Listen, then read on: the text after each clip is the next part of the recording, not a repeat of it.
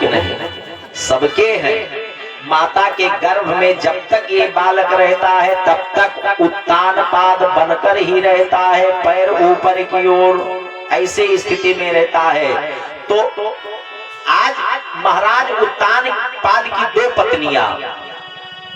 पत्नी, एक का नाम सुनीति, एक का नाम सुरुचि।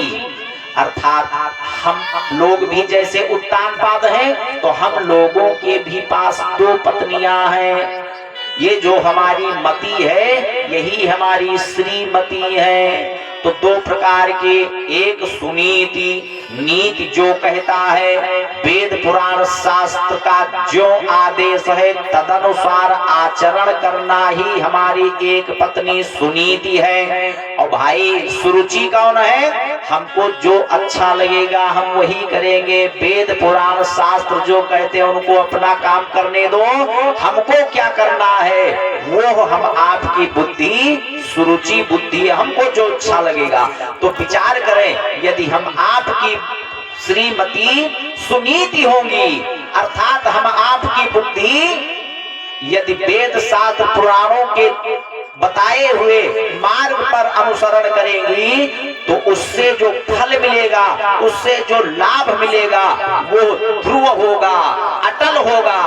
और जो सुरुचि से लाभ मिलेगा उससे बहुत अच्छा होगा, तो उत्तम होगा। एक रानी से ध्रुव का जन्म होता है और दूसरी रानी से।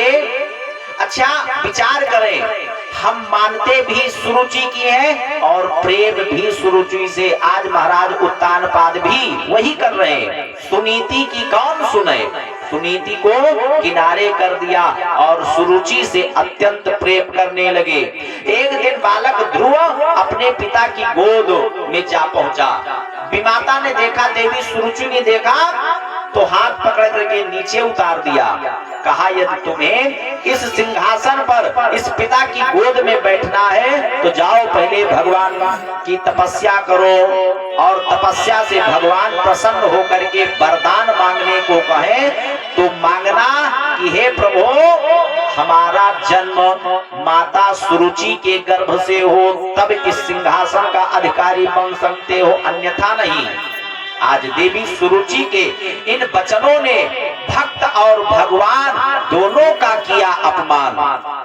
अपने गर्भ को भगवान से भी बढ़कर बता रही है। आज जैसे किसी सांप को एक दो डंडे मार दिया जाए और सांप मरे ना, उसकी क्या स्थिति होगी, उसी प्रकार आज भक्तराज ध्रुव फुफकारता हुआ अपनी माता के पास आया। सारी घटना बताई कि हमारी विमाता ने कहा कि जाओ भगवान की तपस्या करो। आज देवी सुनीति विचार करती हैं और कहती हैं कि पुत्र आपकी विमाता ने कितनी सुंदर बात बताई। अरे कोई दूसरे के लाला को इतनी सुंदर बात ऐसे मार्ग पर चलने के लिए कौन प्रेरित कर सकता है। लेकिन बड़ी कृपा है हमारी सौत के ऊपर कि आपको भगवान की तपस्या, यदि भगवान की तपस्या कर लोगे तो आप पिता की गोद के लिए तरस रहे हो, जगत पिता की गोद मिल जाएगी। इस पद के लिए आप परेशान हो, परमात्मा का परम पद मिल जाएगा। तपसाराध्य पुरुषम तस्यैवानुग्रहेण में गर्भे त्वं साधयात्मानं यदोक्षसि नृपासनाम। आज निकल पड़े भक्तराज ध्रुव जंगल की ओर। मार्ग में नारद बाबा मिले।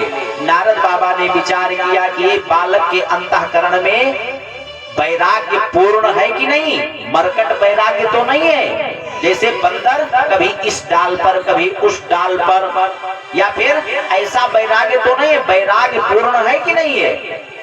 आज पूर्ण वैराग्य देखा, 12 अक्षर महामंत्र कान में दिया, भगवान के स्वरूप का वर्णन किया। यदि आपके सम्मुख भगवान आ जाए तो कैसे पहचानोगे, स्वरूप का वर्णन किया। सशंख चक्रम सकिरीट कुंडलम सपीत वस्त्रम सरसीरुहेक्षणम सहार वक्षस्थल कौस्तुभश्रियम नमामि विष्णु शिरसा चतुर्भुजम, चार भुजाएं होंगी, शंख चक्र गदा पद्म आदि बनमाला से विभूषित होंगे, दिव्य किरीट धारण किए होंगे। या फिर ऐसा स्वरूप आपके सम्मुख आ जाए तो जान लेना कि ये भगवान है, या फिर इस प्रयोजन से कि यही स्वरूप का चिंतन करते रहना अपनी तपस्या में, और यही 12 अक्षर महामंत्र जपना। आज यमुना जी के पावन पुलिन पर पहुंचे भक्तराज ध्रुव, त्रिरात्रांते त्रिरात्रांते कपित्थ बदरासना, 3 रात्रि के अंतराल पर कपित्थ अर्थात कैथा और जम्बू इत्यादि खाते, बेर खाते और यमुना जी का जल पीते और घोर तपस्या करने लगते। इस प्रकार करते कराते 1 महीने की तपस्या पूर्ण हुई। दूसरा माह प्रारंभ हुआ तो कपित्थ और बैर का भी परित्याग कर दिया। 6 दिन पर कुछ जंगल के पत्ते तृण ग्रहण करके यमुना जी का जल पीते और घोर तपस्या करते। दूसरा महीना भी जाता भैया, तीसरा माह प्रारंभ हुआ तो 9 दिन पर मात्र यमुना जी का जल पीते, घोर तपस्या करते। जब चौथा महीना प्रारंभ हुआ तो जल का भी परित्याग कर दिया। द्वादशे हनी 12 दिन पर मात्र एक बार श्वास लेते। 5वां महीना प्रारंभ हुआ तो श्वास को भी लेना बंद कर दिया। जितश्वासी हो गए। जितश्वासी हुए तो स्थिति ये हुई कि सारे ब्रह्मांड की श्वास रुक गई। देवता घबराए, भगवान नारायण की शरण में आए, कहा प्रभु ये कौन सी बीमारी चल गई है, हम लोगों के श्वास क्यों अवरुद्ध हो गए हैं। आज भगवान देवताओं की बात सुनने से पहले ही दौड़ पड़े, कहा भगवान प्रभु कहाँ जा रहे हो, हम आपकी सहायता में आए, हमारी सहायता कर किए बिना आप कहाँ को जा रहे हैं। भगवान ने कहा हमारा भक्तराज ध्रुव हमारी घोर तपस्या कर रहा है, मैं उसके दर्शन के लिए जा रहा हूँ। आज भगवान नारायण भक्तराज ध्रुव के सम्मुख समुपस्थित हुए विचार करते हैं कि जो हमारी ही दिव्य बाकी झांकी इसके अंतःकरण में विद्यमान है, जब तक वो झांकी लुप्त नहीं होगी, गायब नहीं होगी, तब तक इसका नेत्र नहीं खुलेगा, श्वास नहीं लेगा, और जब तक श्वास नहीं लेगा ब्रह्मांड के श्वासें रुकी ही रुकी रहेंगी।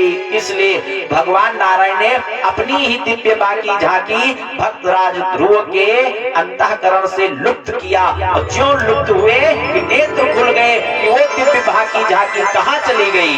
और जब आंखें खोले तो वही भगवान नारायण की मूर्ति आज सम्मुख खड़ी। विचार करने लगे कि हम तो ना तो पढ़े हैं, 5 वर्ष की अवस्था, ना पढ़े ना लिखे, ना छंद है, ना कोई सोरठा है, ना चौपाई है, ना श्लोक है, किस श्लोक से किस छंद से भगवान की स्तुति गाएं। भगवान नारायण समझ गए कि भक्त कुछ बोलना चाहता है लेकिन कुछ याद है ही नहीं। आज अपने दिव्य ज्ञान रूपी शंख को कपोल से ज्यों स्पर्श करवाया, स्पर्श करवाते सारे वेद वेदांत उपनिषद सब कंठाग्र हो गए। अब कंठाग्र हो गए तब किस बात की कमी, दिव्यादि दिव्य श्लोकों से स्तुति करना प्रारंभ कर दिया। प्रभु योऽन्तः प्रविश्य मम वाचिमिमां प्रसूतां संजीवयत्यखिल शक्तिधरः स्वधाम्नाम् अन्याश्च हस्तचरण श्रवण त्वगादीन् प्राणान् नमो भगवते पुरुषाय तुभ्यं। हे प्रभु आप ही हम प्राणियों के अंतःकरण में निवास करके, यो अंतः आप ही हमारे अंतःकरण में निवास करके, माम वाची जो बोलने की क्षमता है, त्वचा से स्पर्श की क्षमता है, हाथों से कर्म करने की क्षमता है, पैरों से चलने की जो क्षमता है, नेत्रों से देखने की जो क्षमता है, ये आपकी कृपा के ही द्वारा सब प्रदत्त है। इस प्रकार दिव्यादि दिव्य श्लोकों से स्तुति किया। स्तुति के पश्चात भगवान नारायण ने कहा पुत्र वरदान मांगो। कहा पुत्र वरदान मांगो। भक्तराज ध्रुव ने कहा कि प्रभु अब तक तो इच्छा थी कि आप हमारे सम्मुख आएंगे तो कुछ मांगूंगा, लेकिन आपके दर्शन प्राप्त कर लेने के पश्चात कुछ मांगना शेष बचा ही नहीं, क्या मांगू। लेकिन भगवान तो समझते हैं कि किस प्रयोजन से तपस्या करने के लिए आए थे। आज आशीर्वाद दिया, वरदान दिया कि जाओ अपने पिता के सिंहासन पर 36,000 वर्ष तक भगवान का ध्यान करते हुए राज्य शासन चलाओ। 36,000 वर्ष तक राज्य शासन किया, पश्चात अंत में प्रभु के परम पद को प्राप्त करते हैं। आज वही ध्रुव नवमंडल में आज भी चमक रहे हैं, जबकि भगवान का नाम ग्लानि बस ग्रहण किया। तो ध्रुव सकलानि जप्यो हरि नाम, ध्रुव सकलानि जप्यो हरि नाम, ध्रुव सकलानि जप्यो हरि नाम, ध्रुव सकलानि जप्यो हरि नाम।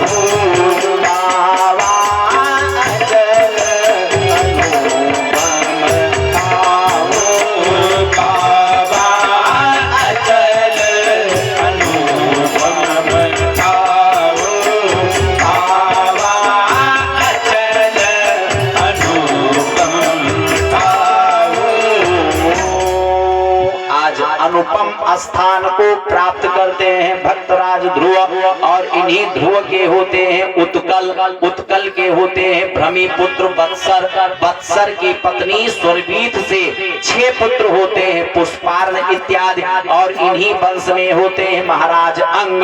महाराज अंग बड़े धर्मात्मा राजा, लेकिन उनका पुत्र हुआ बैन महानास्तिक। अपने पुत्र के इस आचार विचार को देखकर महाराज अंग अपने ही राज्य के एक गुफा में जा छिपे। आज समस्त संत मुनि प्रजा महाराज अंग की बहुत खोज किए, अपने राज्य में भी पश्चात नहीं मिले तो विदेशों तक हेरने के लिए खोजने के लिए गए। जब नहीं मिले, देखिए यद्यपि महाराज अपने ही राज्य के एक गुफा में छिपे बैठे, जैसे वो परब्रह्म परमात्मा हम सभी के इस प्रदेश में अपने ही प्रदेश के एक गुफा में छिपे बैठे, लेकिन हम सभी कहां कहां नहीं इधर उधर खोजते हैं कि शायद यहाँ मिल जाए, शायद वहां मिल जाए, और जब नहीं मिले तो बैन को ही राजा बना दिया। राजा बनते ही डिम डिम घोष कर दिया कि न यष्टव्यम न दातव्यम न होतव्यम तुजा क्वचित इति निवारयत् धर्मम बैरी घोषेण सर्वशः। डिम डिम घोष कर दिया कि आज के बाद कोई भी अव्यतव्य पूजा पाठ कथा भागवत रामायण गीता इत्यादि ना करे, संत महात्माओं के भंडारे भी ना करे। अगर किसी को कुछ करना है, पूजन करना है तो ओम बैनाय नमः अक्षतम समर्पयामि, ओम बैनाय नमः माल्यम समर्पयामि। हवन करना है तो ओम बैनाय स्वाहा। क्यों? क्योंकि जितने भी देवी देवता हैं वो समस्त देवी देवता राजा के हृदय में, राजा के शरीर में विद्यमान रहते हैं, इसलिए देवताओं की पूजा करने की आवश्यकता नहीं, हमारी पूजा करो। अब तो देव संत महात्मा घबराए कि बताओ जिस ऐसे राजा को हमने राजा बना दिया कि वो सबसे पहले हमारे ही भंडारे पर रोक लगा दिया। अब भंडारे नहीं होंगे तो पेट का भरण पोषण कैसे होगा भैया। आज अच्छा विचार करें, जिसके पास सत्कर्म नहीं होगा, पुण्यों की ढेरी नहीं होगी, तो वो व्यक्ति एक ना एक दिन स्वयं से ढेर हो जाएगा, भाई निर्बल हो जाएगा। शरीर को पुष्ट करने के लिए हम भोजन ग्रहण करते हैं, तो क्या इस जीव को भी पुष्ट करने के लिए जो करना चाहिए हम वो कर रहे हैं कि नहीं कर रहे हैं? इस पर विचार करने की आवश्यकता है। हमारा जन्म भगवान ने इसीलिए दिया है, और कहा है कि जाओ 4 प्रश्न है आपके पास, 4 प्रश्नों का उत्तर खोज के लाओ। प्रश्न है कि हम कहां से आए हैं, हमको जाना कहां है, और हमको करना क्या है, और हम कर क्या रहे हैं। हम कहां से आए हैं, कहीं ना कहीं से आए हैं ना, ऐसे तो नहीं प्रकट हो गए, जमीन फाड़ करके हम तो नहीं आए, कहीं ना कहीं से आए हैं। तो क्या जहां से हम आए हैं वहीं को हम जा रहे हैं कि नहीं जा रहे हैं, ये विचार करने की आवश्यकता है। और हमको करना क्या है, और क्या जो हमको करना है हम वही कर रहे हैं कि नहीं कर रहे हैं, इस पर विचार करने की आवश्यकता है। अगर पुण्यों की ढेरी नहीं होगी तो जीव निर्बल होता चला जाएगा। महात्माओं ने एक हुंकार मात्र किया, चट्टे 2 चट्टे नहीं मारा, समसा को नहीं मारा, केवल हुंकार भरी और वो अंग धड़ाम दे पृथ्वी पर गिरा और मृत्यु को प्राप्त हो गया। महात्माओं ने विचार किया कि अब क्या करें, जो एक राजा था आज वो भी समाप्त हो गया। उसी अंग के, उसी बैन के अंग का मंथन किया तो आज एक निषाद की उत्पत्ति हुई, बहुत छोटा सा पुरुष और काले स्वरूप का पुरुष प्रकट हुआ। कहा ये तो राजा बनने लायक नहीं है, निशीथ निशीथ बैठ जा। आज निशीथ हो गए, वो राजा बनने लायक नहीं। पुनः मंथन किया तो आज स्वयं भगवान नारायण ही पृथु के रूप में उत्पन्न हुए। बोले पृथु भगवान की जय। पृथु भगवान के जन्म लेते ही, अवतार ग्रहण करते ही समस्त संत महात्मा खूब बिरदावली बखान करना प्रारंभ कर दिया। आज भगवान पृथु ने रोक दिया कि भाई अभी अभी तो हमारा प्राकट्य हुआ है, अभी तो हमने कुछ किया ही नहीं, बिना किए हमारी बिरदावली का बखान क्यों कर रहे हो, पहले कुछ करने तो दो। महात्माओं ने कहा प्रभु इस सिंहासन पर अंग का पुत्र बैन बैठ गया था, और जब से बैन का शासन काल चला कि पृथ्वी माता अपने समस्त रत्नों को अपने उदर में विलीन कर लिया, इसलिए आपकी कृपा के द्वारा पृथ्वी का दोहन किया जाए और पुनः इस पृथ्वी को हरा भरा और रत्नों से सुसज्जित कर दिया जाए। इतने में पृथु भगवान ने निवेदन किया कि हे वसुंधरा देवी, जो रत्नों को आपने अपने गर्भ में छुपा लिया है उन रत्नों को प्रकट करो।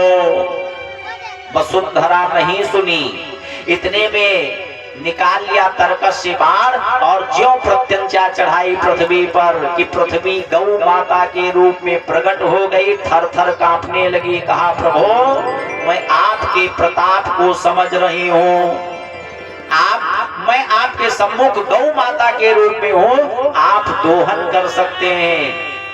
प्रभु यदि हमारे ऊपर विचार करें, इतने विशाल विशाल वृक्ष हैं, इतने विशाल विशाल पहाड़ हैं, साथ साथ लोग कितने भयंकर भयंकर महल बनवाते हैं, 40-40 मंजिल नीचे खोद कर कम से कम 2 मंजिल तो नीचे बनाते हैं। आए दिन हमारे सीने पर लोग पंप डाल करके जल निकालते हैं। ये सब कष्ट हमको कष्ट नहीं देता, ये सब पीड़ा हमें कष्ट नहीं पहुंचा पाती, लेकिन हमारे ऊपर कोई एक भी अधर्मी, एक भी अत्याचारी, झूठ बोलने वाला, पापाचारी यदि रहता है तो उसका बोझ हमसे सहन नहीं होता।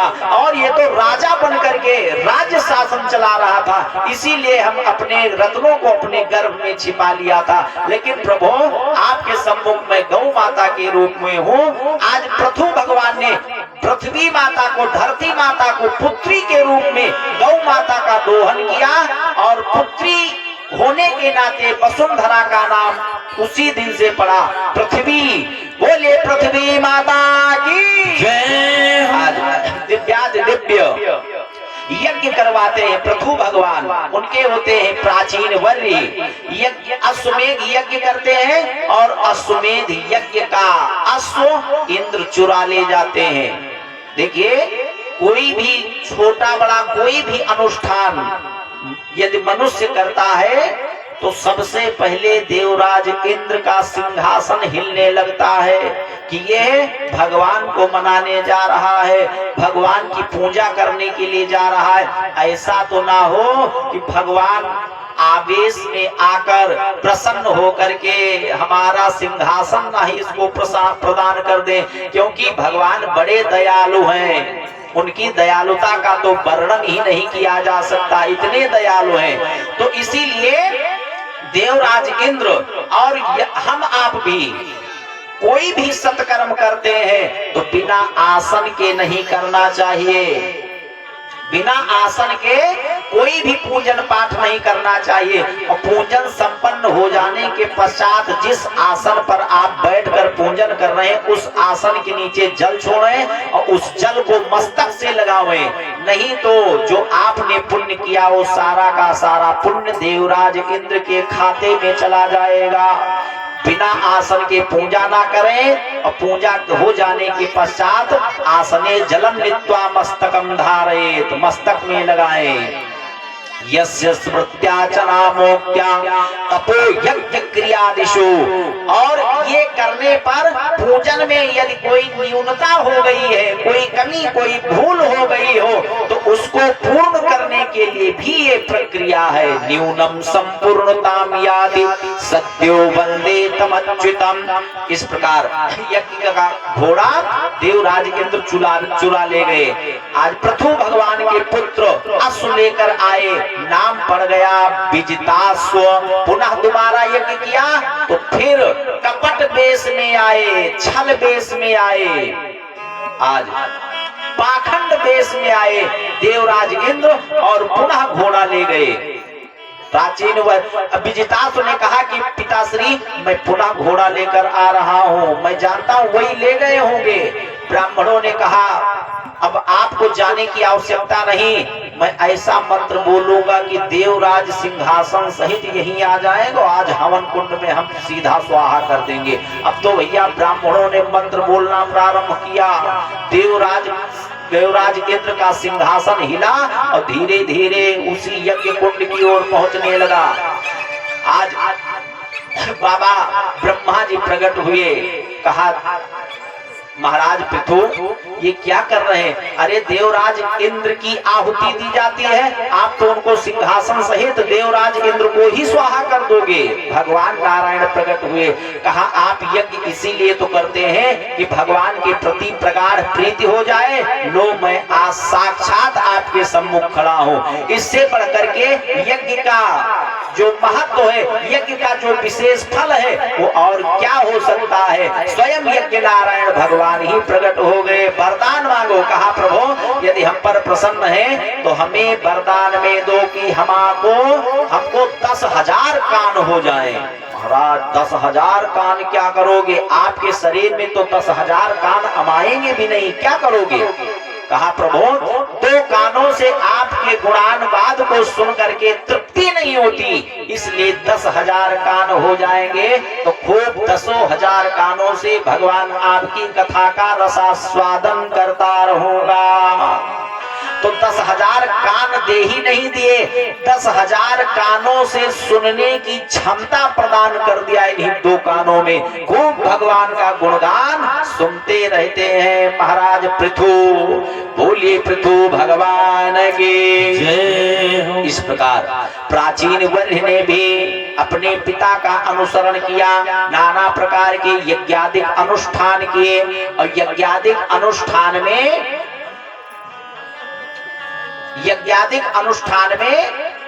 बहुत से पशुओं की बलिदान कर दिया, बहुत सारे पशुओं को मार